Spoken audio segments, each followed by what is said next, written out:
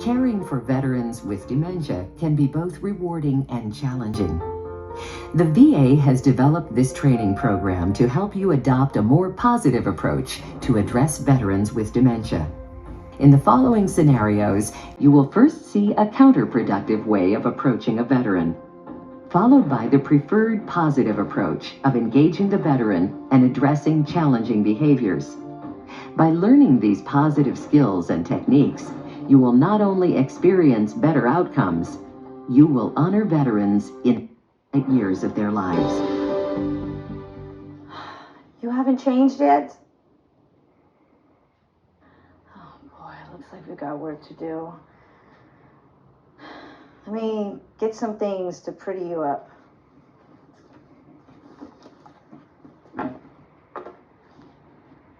Okay, now, where to begin? No, stop! No, stop! That hurts! I'm just brushing your hair, no big deal. That hurts! Ow! No!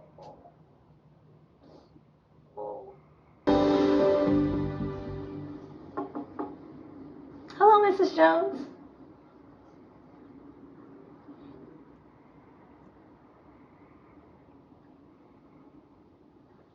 I'm Angela.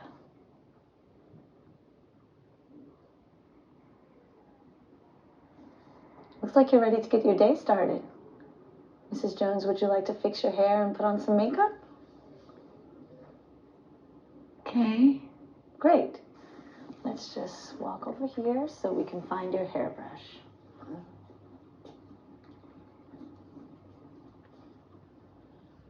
Here, your hairbrush. Some lipstick. What would you like to do first? Do you want to brush your hair? Yeah.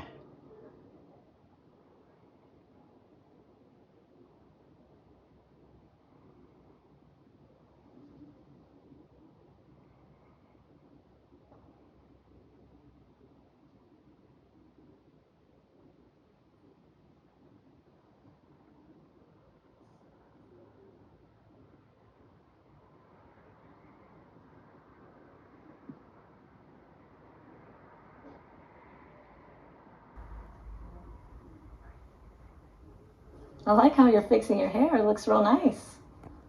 What's next?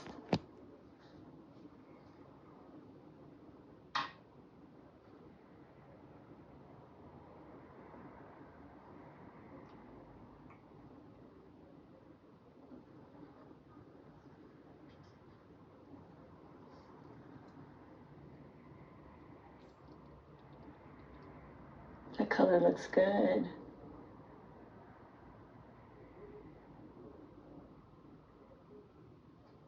What would you like to do next?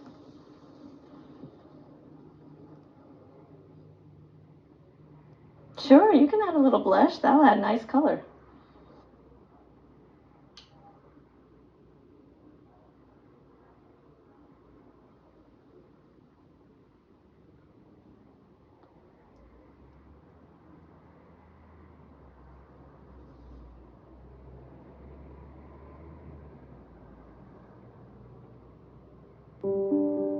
Grooming can turn into a major hassle or be a source of pleasure for veterans. Approach and cueing make a big difference. Systematic cueing involves giving step-by-step cues, increasing assistance as needed based on the veteran's response. See how the staff member begins with visual and verbal cues, and then, only when necessary, employs tactile cues. Visual cues are typically easier to process than verbal cues. Angela also uses hand under hand to get the veteran's attention and guide her to a place that is more familiar for grooming, such as a mirror and sink. Notice how the staff member uses hand under hand for grooming tasks as well.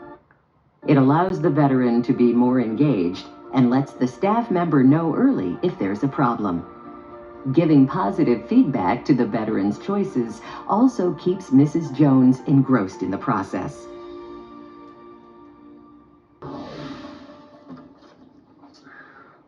Morning, Mr. Hughes. Time to get ready for the day. Need to get dressed for breakfast, right? Eggs and sausage this morning. Let's see what we got in your closet. This'll work. What you think, Mr. Hughes? No, stop. Hey, Stop. come on. I need you to settle down Stop. now. Stop. You want to get dressed, don't you? No, Stop fighting me. Stop.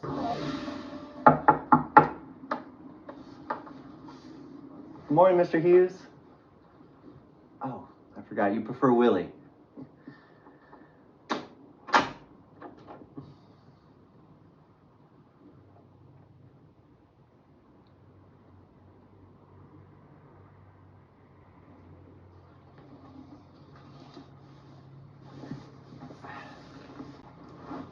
I'm John.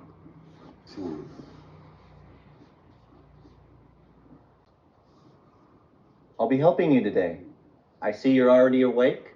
Great. Can I help you with anything before breakfast?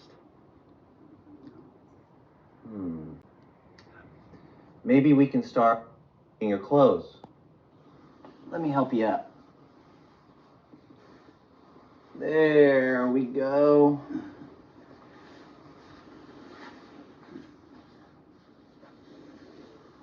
Good, Willie. All right, almost there. Good. All right. Let's see what you have to wear.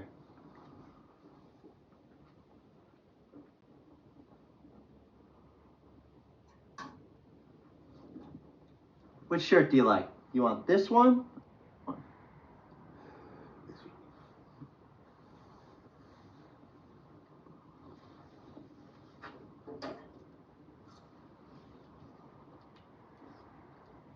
Which pants? This one or this one? This one. Nice choice.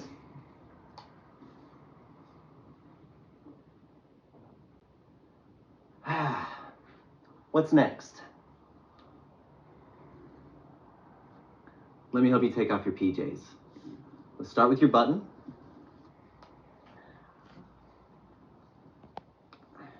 Thank you for helping, Willie. Let's start with your right sleeve.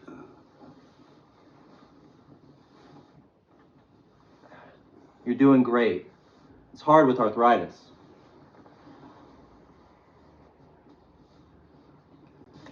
Okay. Your right hand. Good. Ooh.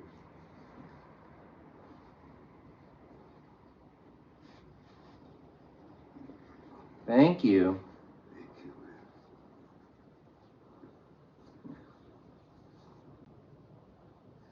I like this shirt on you. I really like the color. There we go. Good job, Willie. Thank you. This vignette demonstrates the value of the initial approach as you engage with a veteran. As you saw in the first scene, John was not able to establish much of a connection with the veteran.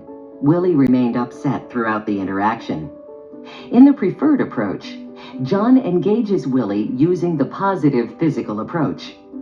It's important to start some distance away, maybe 6 feet. Lift your hand to your face like saying, "Hey." Drop your hand as you approach, keeping the palm open. Pace yourself slowly. Take about a step per second so you don't startle the veteran. Stay to the side of the person at arm's length and accept the person's handshake. You also want to get down to the person's eye level without leaning in. Once you have made the connection in a supportive stance, offer the minimum assistance needed. In the preferred approach, John also uses fewer words because people with dementia may have trouble processing verbal information. He provides the veteran with simple choices and opportunities for the veteran to participate in the activities, consistent with the veteran's level of cognitive function. John also uses the veteran's first name, Willie, instead of Mr. Hughes, because the staff have assessed that is how the veteran prefers to be called, by his first name. By following these steps, you engage the veteran, respect their choices, and increase the chance of a positive outcome. Hello, Mrs. Jones. Look at you, still haven't touched your food. Well, let me feed you some lunch. Here we go, just mixing it up. Now, take a bite. Yum, isn't that good? Come on now, you know you need to eat for strength. Hey, Jasmine, you must be done checking vital signs. I'm gonna be late for the meeting. I'm with Mrs. Jones, who is taking her sweet time with lunch.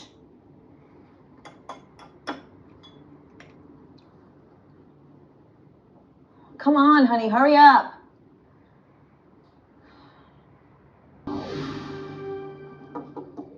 Hello, Mrs. Jones.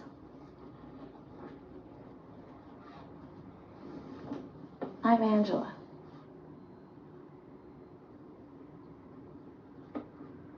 May I join you for lunch?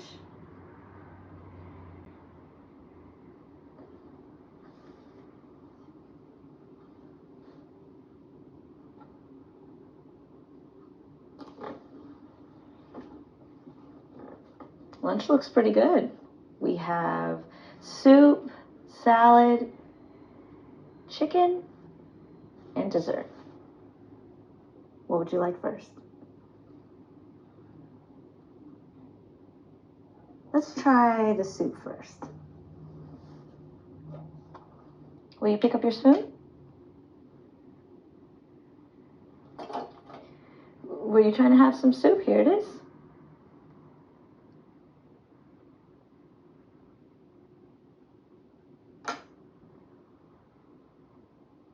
Let's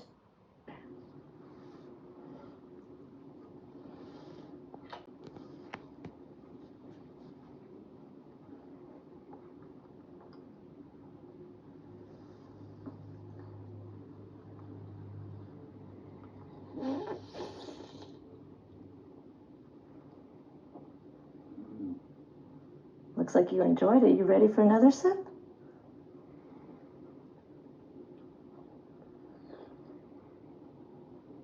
Looks like we can keep going.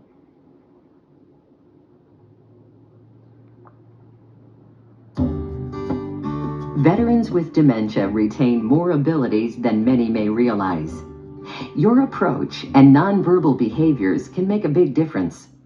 Because abilities can vary day to day, you should assess the veteran with each encounter. In the second scene, the staff member uses simple questions, directions, and systematic cueing to figure out what level of support the veteran needs. Rather than simply feeding her, the hand-under-hand technique provides a better experience as you help the veteran become more engaged with eating. Watch how well this hand-under-hand positioning works. Make sure to approach from the veteran's dominant side. Offer your hand palm up. Slide your thumb next to theirs. Fingers under. Then use your fingers to grasp the spoon or other items. You may need to adapt for veterans with a hand deformity or dysfunction. Have you seen my mother? No, I don't believe I have. I need you to help me find my mother. Remember, I told you I have not seen your mother. I don't think she knows you're here. I need my mother. You're not my mother. Get away from me. Where is my mother? I need my mother.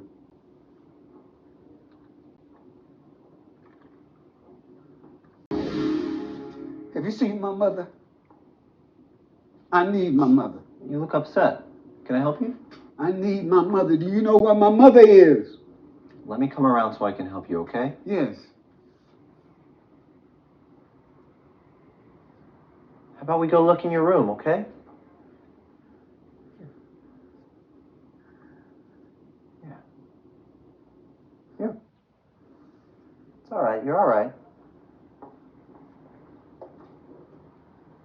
Here we are, back in your room. Do you have a photo of your mother so that I can see what she looks like? Oh, I wonder if she's here.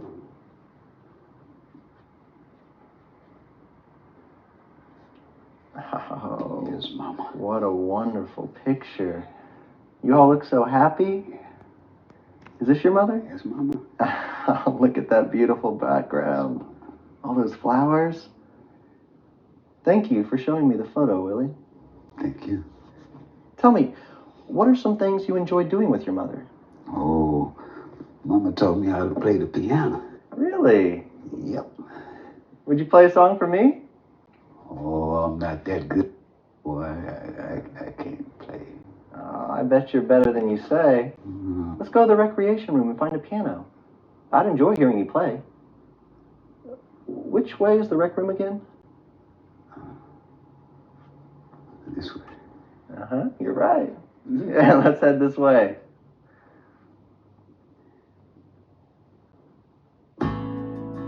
In our first example, you saw how quickly a veteran's distress can escalate and become out of control. That's because veterans with dementia often cannot tell you exactly what is wrong. So it's best to follow these steps. Show the veteran you share their concern.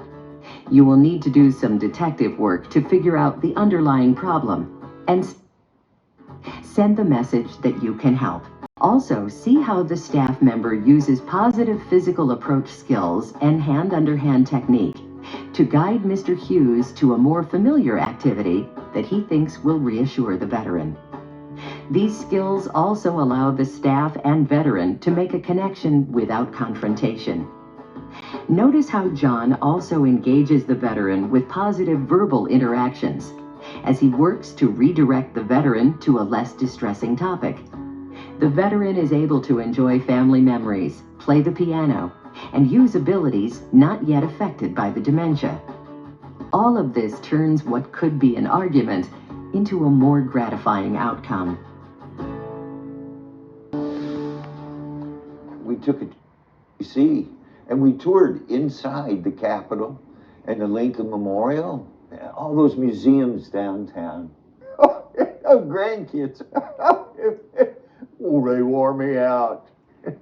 But it was a good trip. It was me and my family. I never realized the Lincoln Memorial. Excuse me, Mr. Smith, can you stop for a moment? Mrs. King is having a difficult time. Jamal, I need some help here. What's wrong? Are you angry? Do you want to leave the room? Hey, how can I help? And just help me get her out. Yeah, sure, no problem. No, let me go. Hey. We need more help here. Hurry. Call the charge nurse. Hey, Miss Robinson, can you get out here, please? We need help. Come on. Mrs. King, settle down. It's okay. Come on now, you okay? So let go. Hey.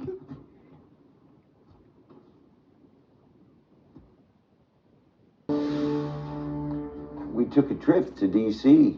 and we toured inside the Capitol and the Lincoln Memorial, all those museums downtown. Oh, grandkids. Oh, they wore me out. But it was a good trip. Me and my family. I never realized it that Mr. Lincoln Smith, Memorial. can we pause for a moment? Mrs. King is having a difficult time. Jamal? Can you take over the group while I help another veteran? Oh, sure, no problem. Hi, guys. Hey, once things get settled, we'll start again, okay? Would you move over one chair?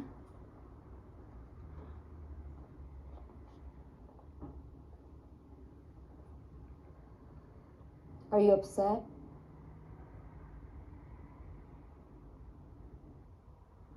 What's bothering you?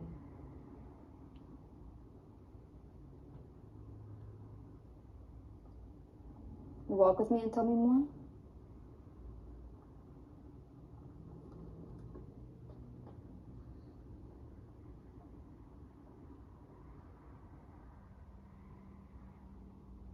Now, where were we? I was just telling them about the trip to D.C. Hmm. Oh, and the Lincoln Memorial. Thank you for coming with me. Is anything hurting you? Maybe a snack is a good idea. Would you like an apple or Jell-O? Yeah, some fresh air sounds like a great idea. Let me help with the door.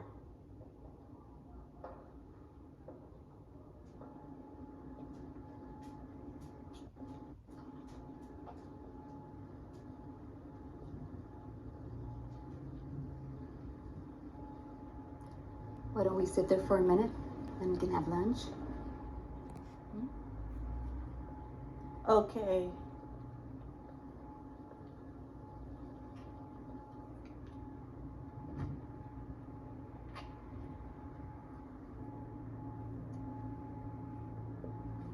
That was a good idea to come out today. Such a nice day. Feels good here.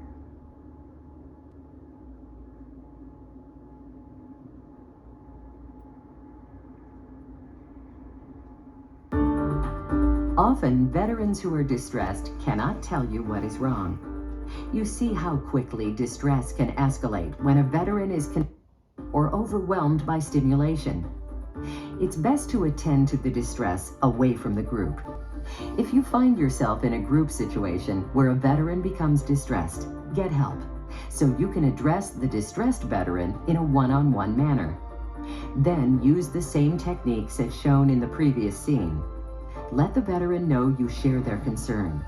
Do some detective work to figure out the problem, and send a message that you can help. Notice how Gloria involves staff member Jamal to lead the group, while she attends to Mrs. King. Without disrupting the group further, she guides the veteran away from the group so she can figure out what is wrong. At the same time, she provides the veteran an opportunity to move away from an overly stimulating environment.